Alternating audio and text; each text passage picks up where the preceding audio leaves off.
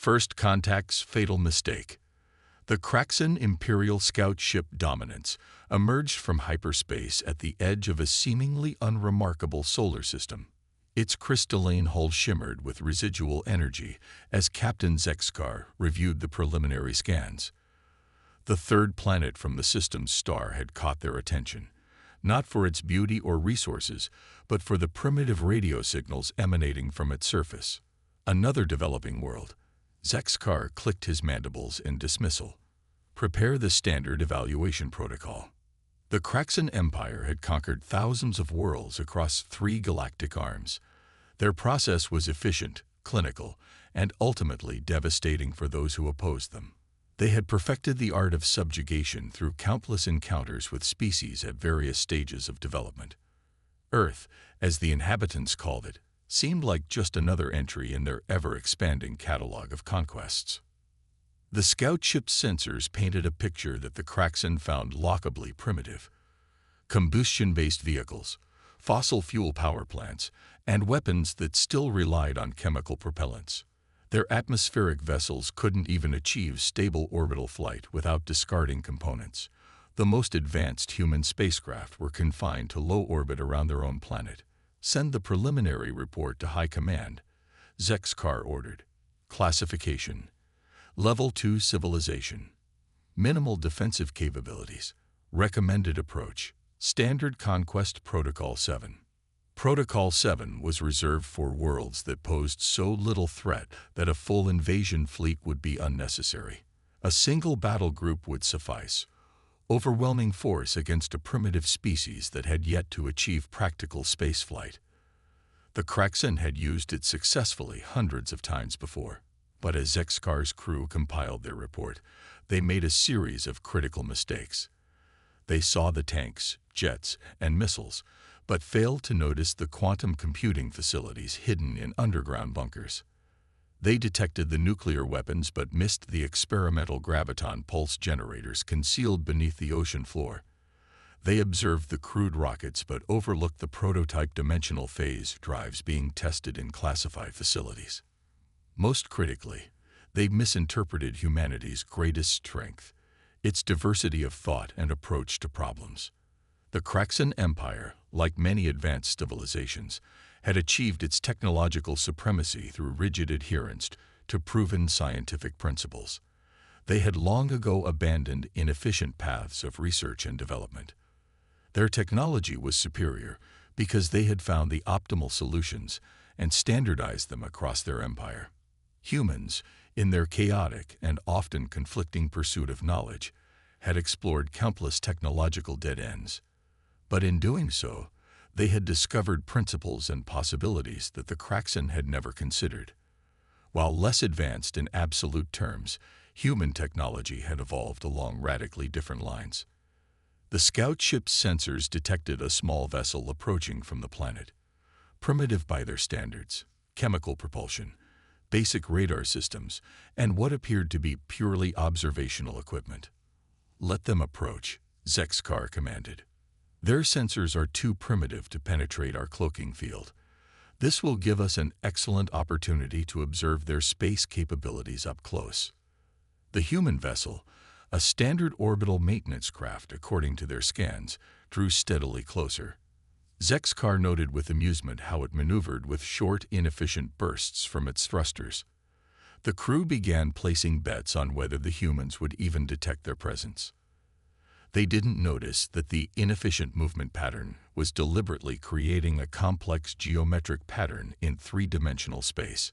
They didn't realize that what their sensors identified as observational equipment was actually an array of quantum entanglement detectors, technology that operated on principles the Kraxan had dismissed centuries ago as impractical. The human vessel completed its pattern just as Zexkar was preparing to order a departure. In that moment, the geometric pattern it had traced collapsed into a quantum singularity, creating a feedback loop that shattered the Kraxan's cloaking field like glass. Alarms blared across the Dominance as systems failed. The humans had not only detected them, they had developed a way to disable technology that the Kraxan considered perfectly secure. Before Zexkar could issue orders, their engines failed, communication systems went dark, and emergency power kicked in.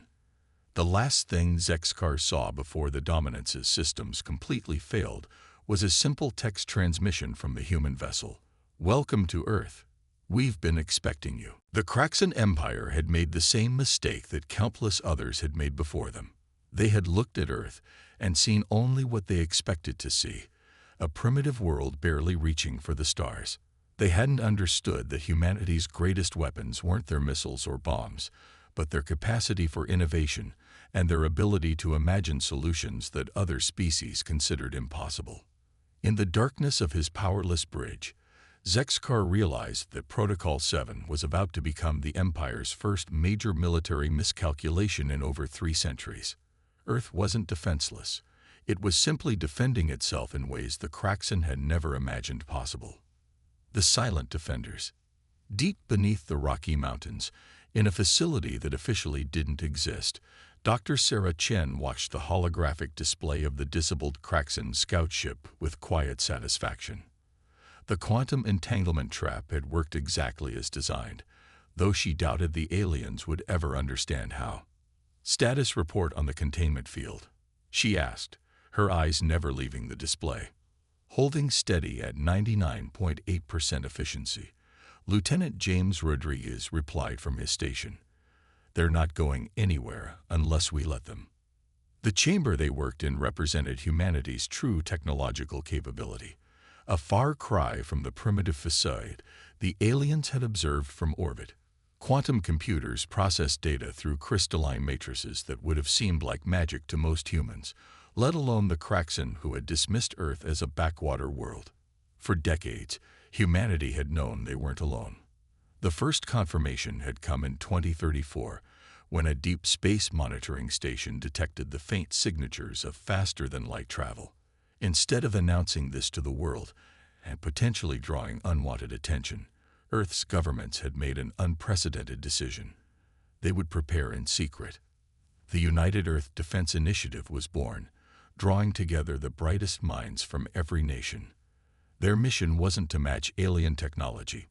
They knew that would be impossible. Instead, they would develop in ways their potential adversaries would never expect. "Dr. Chen," a voice called from the communication station.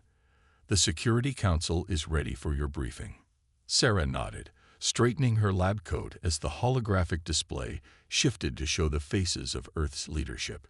Representatives from every major nation looked back at her, their expressions a mixture of concern and determination.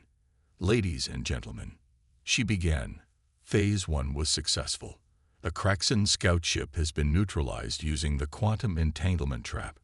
Based on their transmission patterns before we disable them, they've already sent their initial assessment to their command structure.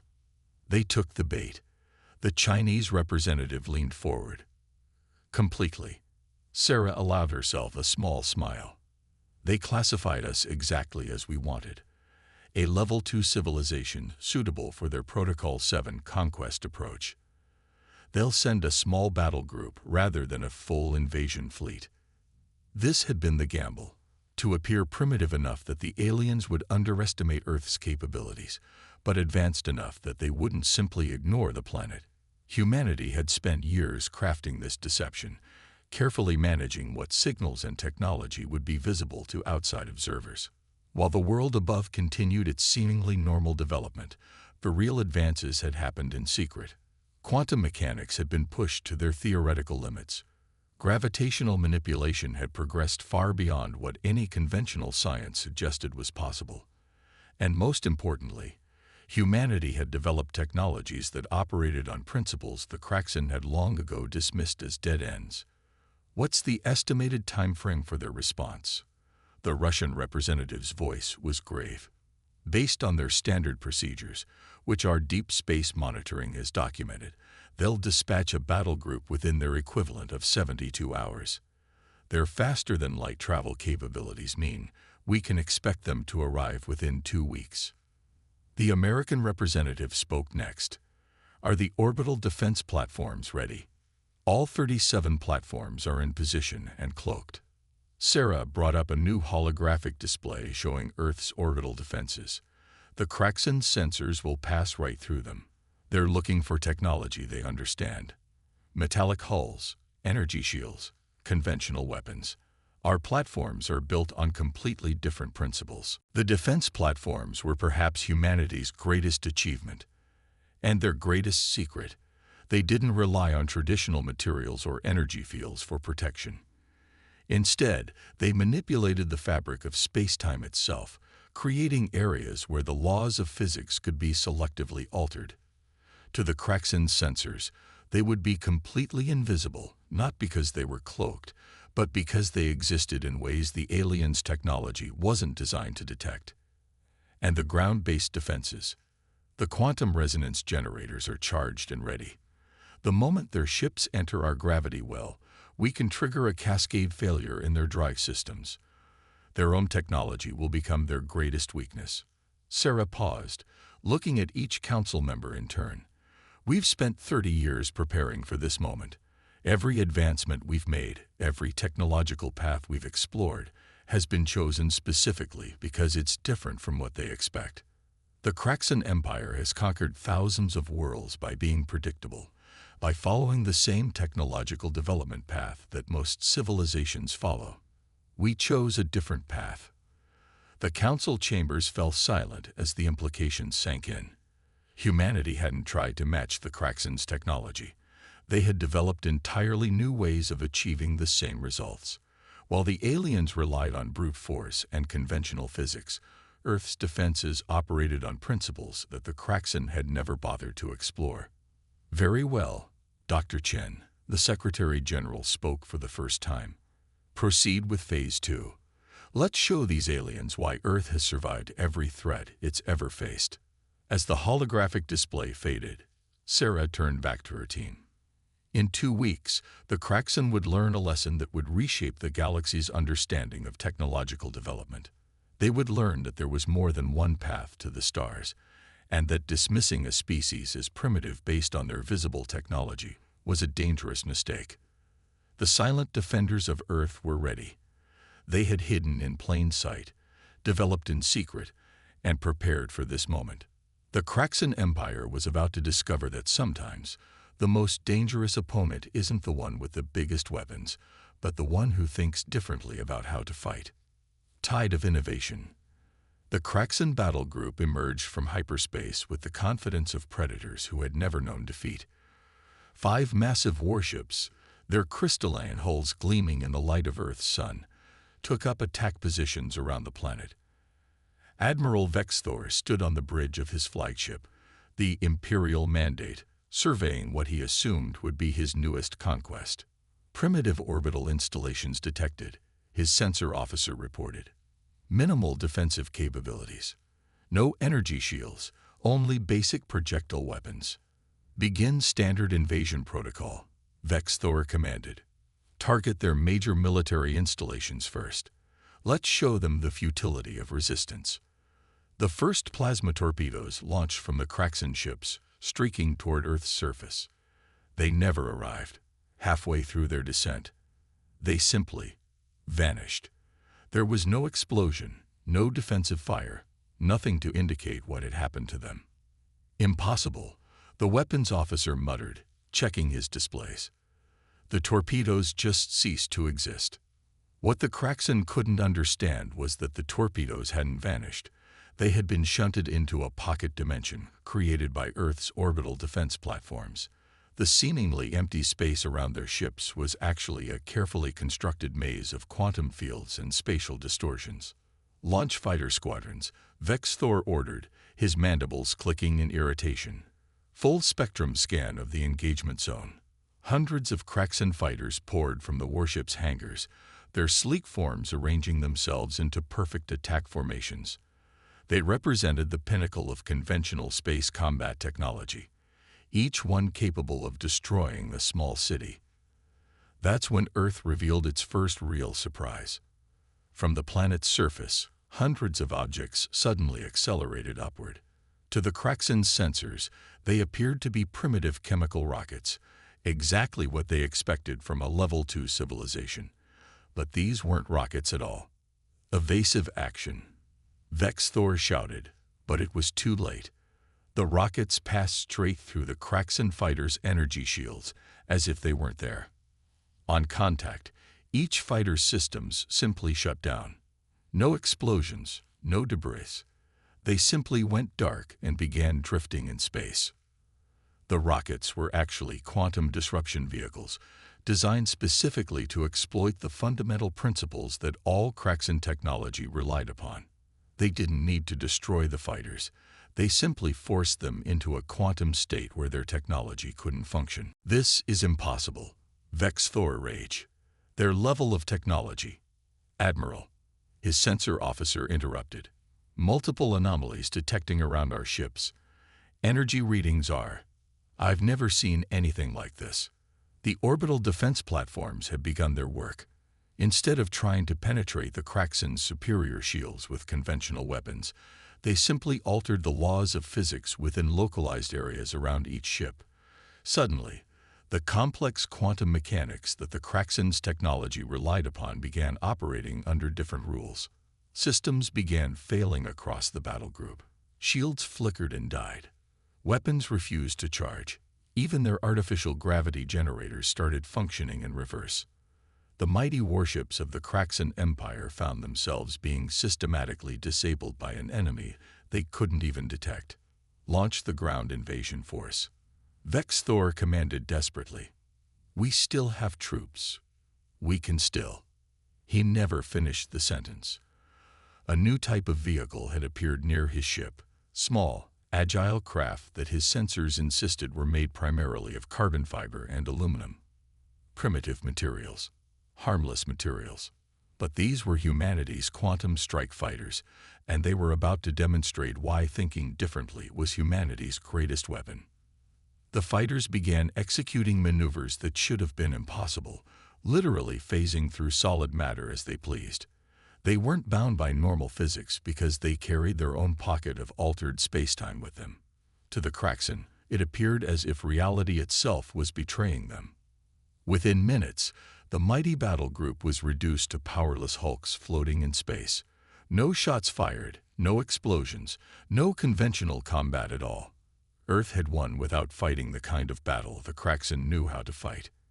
In his powerless flagship, Admiral Vex Thor finally understood. The humans hadn't tried to match Kraxan technology. They had simply found ways to make it irrelevant. While the Empire had perfected one path of technological development, humanity had explored countless others. They had turned their primitive status into an advantage, developing technologies that operated on principles the Kraxan had never imagined. A transmission reached his emergency communications system, the only system still functioning. Dr. Sarah Chin's voice was calm and professional. Admiral Vex Thor, this is Earth Defense Command. We are prepared to restore power to your ships and allow you to return home. We have only one condition. Take a message back to your empire. Tell them that the path to the stars isn't a single road. Tell them that dismissing a species as primitive because they chose a different path is a mistake you won't make twice. The tide of innovation had turned, and with it, the galaxy's understanding of what it meant to be an advanced civilization was about to change forever. The Empire's reckoning. In the vast crystalline chambers of the Kraxan High Council, chaos erupted as Admiral Vex Thor's report was played. The defeat of an entire battle group without a single shot fired had shattered centuries of military doctrine. But it was the implications of how they were defeated that truly terrified the Empire's leadership. Impossible. Supreme Commander Zaltek slammed his crystalline staff against the floor. No Level 2 civilization could have developed such technology without us detecting it. And yet, High Counselor Mirax spoke softly, her iridescent scales reflecting the chamber's light. They did exactly that. The question is not how they did it, but what else they might be capable of. The human quantum technology had done more than defeat their ships. It had broken the Empire's understanding of technological progress itself. For millennia, the Kraxan had believed there was only one path to advanced technology. the systematic progression through clearly defined technological stages. It was how they classified and conquered civilizations. But Earth had proven this fundamental assumption wrong. "We've received reports from other sectors," another counselor announced grimly. "3 more scout ships have gone dark near Earth's colonial claims. The humans are expanding." This news sent fresh waves of panic through the chamber. Earth wasn't just defending itself. It was establishing a presence in space using principles of physics that the Kraxen's sensors couldn't even detect. Their entire system of monitoring and controlling developing civilizations was suddenly obsolete. In orbit around Earth, Dr. Chen and her team were monitoring the Kraxen's response through their quantum observation network. The network, operating on principles the aliens couldn't comprehend, gave humanity perfect intelligence about their former attackers' movements and decisions. "They're mobilizing their main fleet," Lieutenant Rodriguez reported. 17 capital ships, over 2,000 support vessels. They're desperate enough to commit nearly a third of their total military strength. Sarah nodded, unsurprised. The Kraxen were responding the only way they knew how, with overwhelming force. But force wasn't the answer to a civilization that had fundamentally changed the rules of engagement. "Activate the quantum beacon network," she ordered. The time had come to show the Empire the full extent of humanity's capabilities. Across human space, thousands of seemingly innocent satellites activated. Each one began generating quantum fields that intersected and overlapped, creating a vast web of altered spacetime. To conventional sensors, nothing had changed. But for any ship using Kraxen technology, the very fabric of reality was becoming hostile territory. The Empire's massive fleet never even made it out of their home system. As soon as their engines engaged, they found themselves operating in spaces where their understood laws of physics no longer applied. Faster-than-light drives activated only to find that light speed itself had been locally redefined. Navigation systems tried to plot courses through space that suddenly had more or fewer dimensions than expected. The mighty armada of the Kraxen Empire found itself trapped by forces it couldn't fight because it couldn't understand them. Humanity had turned space itself into their defense system. "Send the diplomatic package," Sarah commanded. The package contained detailed explanations of how humanity had developed its technology, along with a simple message: cooperation would benefit both species far more than conflict. In the High Council chamber, the Kraxen leaders received humanity's message with a mixture of fear and dawning understanding. The humans weren't interested in conquest or revenge. They wanted to teach the Empire something far more valuable: the importance of diversity in technological development. "They're offering to share their knowledge," Mirax announced to the stunned council. "Not their technology, their way of thinking. They say every species must find its own path to the stars, and that the greatest advances come from exploring possibilities others have dismissed." The Empire faced a choice: adapt to a galaxy where their technological superiority meant nothing, or learn from a species that had proved there were countless paths to advancement. The reckoning wasn't just military, it was philosophical. Centuries of certainty crumbled as the Kraxen realized that their greatest weakness hadn't been their technology, but their assumption that their way was the only way. Humanity hadn't just defeated their ships, they had defeated an entire way of thinking. As the High Council debated, quantum sensors detected more human ships appearing in systems across the galaxy, not to threaten or conquer, but to establish diplomatic contacts with other developing civilizations. Earth was sharing its most powerful weapon: the knowledge that innovation knows no single path. The Empire's reckoning had come, and with it, the galaxy would never be the same. The age of singular technological progression was over. A new era of diverse development and cooperative advancement was about to begin. Would you like me to continue with the final part? A new dawn. A new dawn. 10 years after humanity's decisive encounter with the Kraxen Empire, the galaxy had transformed in ways no one could have predicted. The grand meeting chamber of the newly established Galactic Council of Innovation bore little resemblance to the rigid hierarchies of the past. Representatives from 100 species gathered here, each bringing their own unique approach to understanding the universe. Dr. Sarah Chen, now Earth's senior representative to the Council, stood before the assembled delegates. The chamber itself was a testament to the new era. Its very architecture defied conventional physics, sustained by a harmonious blend of technologies from dozens of civilizations. A decade ago, we faced a choice, she began. We could have used our technological advantage to establish dominance, following the same path that led the Kraxan Empire to centuries of conflict.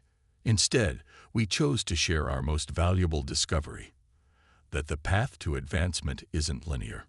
Around the chamber, representatives nodded in agreement. The Kraxan delegates, their crystalline forms now modified with innovations from multiple species, had become some of the strongest advocates for technological diversity. Their empire had transformed into a hub of collaborative research, their vast resources now dedicated to exploring paths they had once dismissed. Today, we celebrate the 1,000th breakthrough from our cross-species innovation programs, Sarah continued. Technologies that would have been impossible for any single civilization to develop have become reality through collaboration. The evidence was everywhere. Worlds once deemed uninhabitable now thrived with populations using environmental systems that combine dozens of technological approaches. Ships crossed the galaxy using hybrid drives that merged conventional physics with quantum manipulation. Medical science had advanced decades beyond what any single species could have achieved alone. But perhaps the most profound change was in how civilizations viewed themselves and others. The concept of primitive species had vanished, replaced by an understanding that different approaches to technology were not just valid but valuable. Every new civilization discovered was seen not as a potential conquest, but as a source of fresh perspectives and possibilities. The Araxians, who we welcomed to the Council last month, Sarah gestured to a group of ethereal beings, have shown us how to manipulate gravity using principles based on musical harmonics. A year ago, we would have called such an approach mystical. Now, their theories are revolutionizing our understanding of space-time. The former Kraxan Supreme Commander, now Council Elder Zaltek, rose to speak. My people spent millennia believing we had found the only true path to the stars. Earth showed us our error, not through force, but by demonstrating that our greatest strength lies in our differences. Every species in this chamber has contributed technologies that operate on principles others once thought impossible. The chamber's holographic displays showed images from across the galaxy, ships of hybrid design exploring deep space, worlds sharing knowledge and resources freely, and new civilizations being welcomed into the galactic community as equals. The age of conquest had given way to an era of collaborative innovation. But our greatest achievement, Sarah concluded, isn't in the technologies we've developed. It's in creating a galaxy where every civilization, no matter its current level of development, knows that its unique perspective has value. We've replaced the fear of being primitive with the excitement of being different. As she spoke, news arrived of another breakthrough. A previously unknown civilization in the Carina Arm had developed faster than light travel using principles based on crystalline computing, but unlike anything the Kraxan had ever conceived. Already, delegations were preparing to welcome them and learn from their unique approach. The galaxy had entered a golden age of diversity and innovation.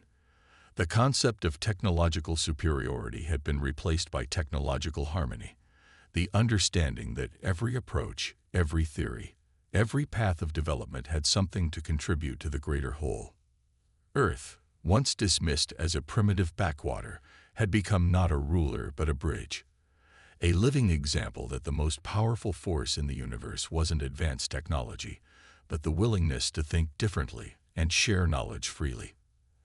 As the council session ended, Sarah looked out at the representatives of 100 worlds working together in ways that would have seemed impossible just a decade ago. The dawn of this new era hadn't come through conquest or superiority, but through humanity's greatest gift to the galaxy, the proof that there are always new ways to reach for the stars. And somewhere in deep space, another civilization was making its first discoveries, following its own unique path, knowing that when they finally looked up and reached for the stars, they would be welcomed not as primitives to be conquered, but as equals with new wonders to share.